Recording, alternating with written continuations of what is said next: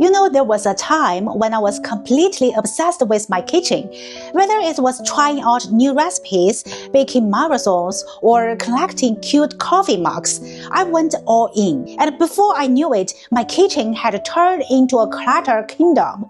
I bought bins and jars and baskets, thinking I could just organize it all. But the clutter kept winning. One day, a spice jar hit me right on the hand when I opened a cabinet, and that's when it hit me. My problem wasn't a lack of storage, it was too much stuff. So I started purging things that I rarely used. After saying goodbye to 20 kitchen items, my space felt transformed, cleaner, easier to navigate, and honestly, I actually started enjoying cooking again. So today, I'm going to share the 20 things I ditched that made my kitchen feel like a totally new space. And hey, don't forget to hit that subscribe button so you never miss out on tips that make life simpler. The first thing is unused appliances. We all have those impulse purchases, gadgets we thought we couldn't live without. Like the waffle maker that only used once a year. I used to collect gadgets like a kitchen hoarder. I had a bread maker which only made bread twice, an air fryer that seemed like a game changer but just took up space. The thing is, I was spending so much time cleaning these machines that I barely used them. The clutter they created was starting to overwhelm me, so I sold all those unnecessary gadgets online, keeping just the essentials, my blender, my microwave, and a few basic tools that I actually use. My kitchen feels so much bigger, and I can actually see my countertops again. Number 2 is decorative items. Alright, I understand. Who doesn't love a little decor? But when it comes to the kitchen, it's like we are playing with fire here. I used to have cute little trinkets that even a couple of fake plants sitting on my countertops. They seemed charming at first, but then every time I had to wipe down the counters, it felt like I was hosting a cleanup crew just to make room to clean. Eventually, I thought, is this really worth it? Once I cleaned out the extras, the difference was instant. Every surface was suddenly open, breathable, and way easier to wipe down. Number 3 is excess food storage containers. Can we talk about the classic just-in-case storage container stash? I used to be queen of the mismatched containers, holding on to every single one as if they'd be invaluable someday, but truth be told, they never seemed to match. And I could never find the right lid when I needed it. Now, I've done a total overhaul. I only keep a few glass ones that I actually use and absolutely love. The rest? Off to donation heavy or the recycling bin. It's funny, but life is so much easier when I'm not battling a sea of lids every time I open the cabinet. Number 4 is extra glass jars. You ever keep glass jars just in case? I did. I thought I'd use these jars for everything from smoothie ingredients to spicy storage, but instead they ended up gathering dust in my cabinet. Turns out there's a limit to how many jars a person actually needs, and my kitchen was past that point. So I sorted through them, kept a couple of really nice ones, and recycled the rest. Now I have a lot more room and no more jar toppling out whenever I reach for the sort. Number 5 is holiday-specific plate. Okay, confession time. One Christmas, I thought it would be so festive to get this adorable holiday-themed plates. I mean, what could be more charming, right? But here's the reality check I wasn't ready for. They're only useful like one day a year, and the rest of the time, they're just sitting there hogging precious cabinet space. So now I keep it simple with versatile plates that work for any occasion. Without the clutter of seasonal dishes, I actually have space for the things I use every day, and you won't feel that pang of regret every time you open them and see these plates sitting there like little festival reminders of wasted space. Number 6, spices you don't use. Well, the spice cabinet. Mine was basically a mini world tour of half-emptied bottles and spices I've only vaguely heard of, thanks to friends who gifted me their leftover spices every time they moved out. But let's be real, was I ever going to use like fenugreek powder or saffron threads? Not likely. Now I've pared down to just my essentials: salt, pepper, and maybe a dash of garlic powder. It's a total game changer. I don't have to wonder, did this paprika expire in 2020? Less is definitely more when it comes to spices, and the space savings, priceless. Number 7 is single-purpose holders. This is a category I like to call solutions to problems that don't really exist. You know what I'm talking about, right? Banana holders, avocado savers, garlic peelers, and all those oddly specific kitchen gadgets. I used to get sucked in the novelty of these things, thinking, well, that revolutionized my life. No, they didn't. So now I focus on tools that can multitask. A good knife, a solid spatula, and some sturdy Tupperware will do 99% of the jobs without filling my kitchen with one trick gadget. So the next one is extra spatulas. While spatulas are like socks, somehow you just end up with way too many. I used to think I needed a spatula for every cooking occasion. Flipping, stirring, scrabbling, you name it. But unless you're running a 24-hour dining out of your home, you really don't need 5 spatulas. I've pared down to just one solid spatula for flipping and one flexible one for stirring and mixing. Now, my utensil drawer isn't stuffed to be brave, and I don't have to dig through a forest of spatulas just to find the one I actually want. Number 9 is knife holder. Alright, let's talk knives. I used to think I needed an entire knife block, one for every task. A bread knife, a paring knife, a boning knife, and the list goes on. But here's the truth. Unless you're running a professional kitchen, you probably don't need all those fancy knives taking up precious space. Now, I just use one really sharp chef's knife for pretty much everything. Not only does this save counter space, but it also keeps my drawers nice and neat. And let's be real, it makes you feel like a kitchen pro when you use a single tool to do it all. Simplified, streamlined, and way less fussy. Number 10, bulk pantry items.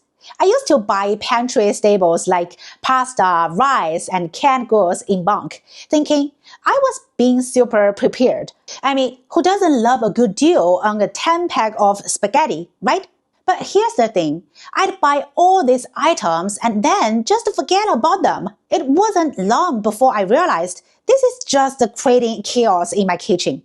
Now I only buy what I need, really need. And before I head to the store, I check what I already have.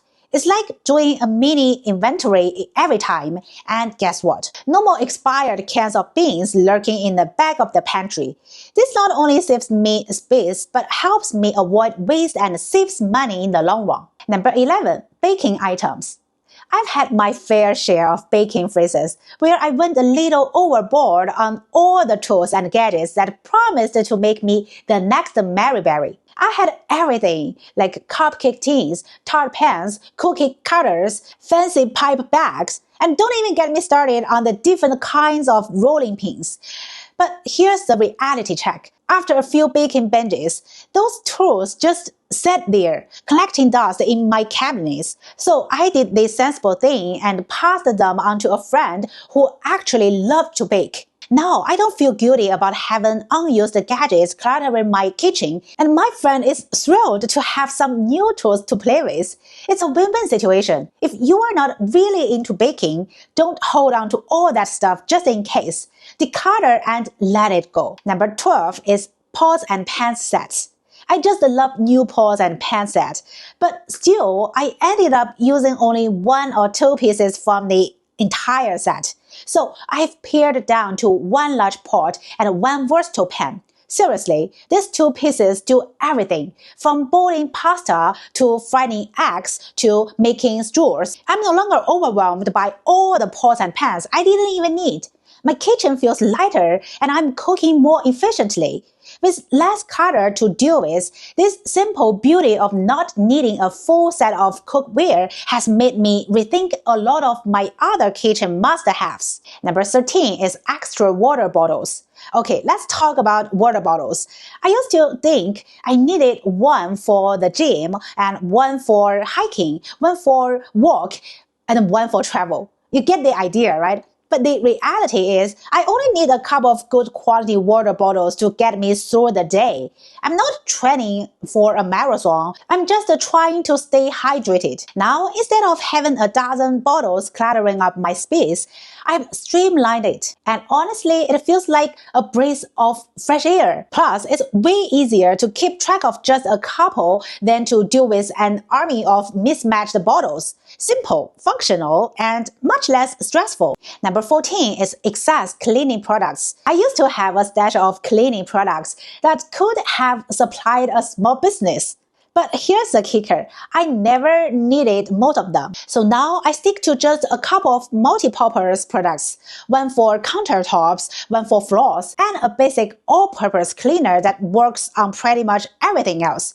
They do the job just as well, and I no longer need an entire cabinet dedicated to products I barely use. Number 15 is excess kitchen towels. Well, kitchen towels is the unsung heroes of the kitchen, but do we really need so many of them? I used to think I needed a separate towel for every task, and for every little spill, I'd grab a fresh one. But now I realize that a few high-quality towels are more than enough to handle all my kitchen needs. I keep a set for drying dishes, one or two for cleaning up messes, and also one for handling hot pots and pans. That's it. No more piles of unused towels taking up space in my kitchen. Number 16 is mugs. Every time I went to a new coffee shop or saw a quirky design, I think, well, I need that. Next time I knew, I had an entire cupboard full of mugs, each one taking up valuable space and adding to the daily cleaning chore. I even had mugs I never used because they were more about authentic than the practicality. So now I've cut down to just a couple of my absolute favorites, the ones I actually use every day. It's amazing how much simpler my mornings are when I don't have to sift through a dozen mugs to find the one I want. Number 17 is the drawer of chaos. Take out menus, receipts, and the paper clutter. Every time I opened it, it felt like an avalanche of paper was going to come spiral out. But one weekend, I decided enough was enough. I pulled everything out, sorted through the mess, and kept only the essentials. My drawer went from total chaos to so clean in no time. It's amazing how something so simple can make your space feel so much more organized. Number 18. Cables, and more cables. Let's talk about cables, specifically the random ones that seem to multiply in your kitchen drawers.